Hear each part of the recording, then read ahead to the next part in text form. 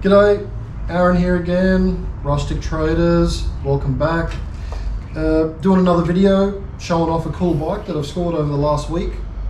What we have here is a Japanese, handmade in Japan, an Alps, A-L-P-S.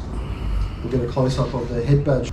So, what's a bit unusual about this bike is it's a style of bike called a Randonneur, which, you know, this would be from the late 70s, early 80s, and that was like a touring bike. So they were almost a cross between a mountain bike and a road bike. So you had all your luggage and everything on there. And something you'll notice about the Randonneur bikes, I mean, one is they have the lugs for the mountain bike style brakes. The lugs are actually called brake bosses, that's where your brake attached to there.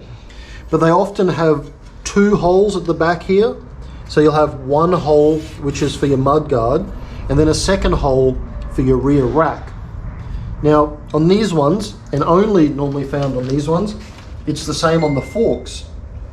So on the forks you have the loop, the hole so you can attach your mud guard, but then you've also got the loop to attach a different style of front rack there. So that's a point that's found on the Randonneurs. A little bit angles, halfway between as well. They had a larger size wheel, which would be the size of a road bike, but made to take a fatter tire. Not as fat as a mountain bike one, but fatter than a road bike tire. And they also had a completely different style of brake to the road bikes.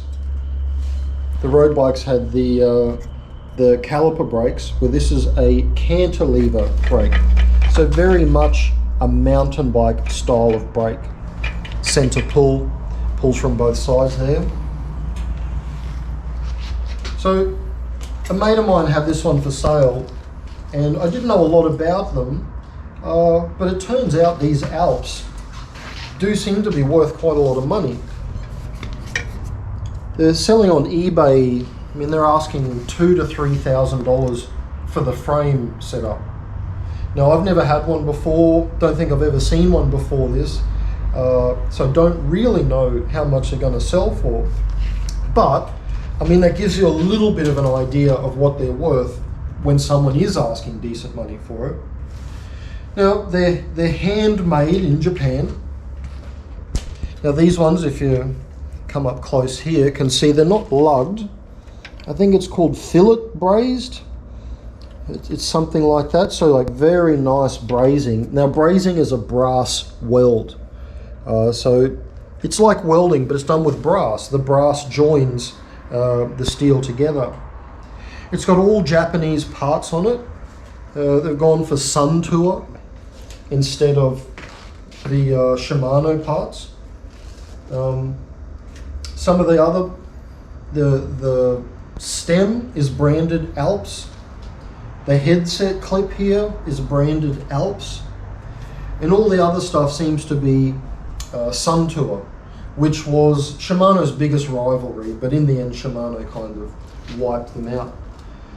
Now it's got Sagino Super Maxi cranks, which are quite famous because there's a BMX version of those that has the removable outer chainring.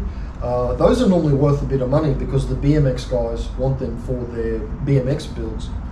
We've also got the dynamo, the little dynamo alternator there for running the lights. So anyway, beautiful bike. I don't know heaps about it. I looked up the company. It started in 1918 in Japan. And around about the 1960s, they started moving their focus to building these Randonneur style bikes, these touring bikes, which are quite rare. I don't come across them very often, so they're definitely, for people that want them, they're hard to get, and so they're sought after.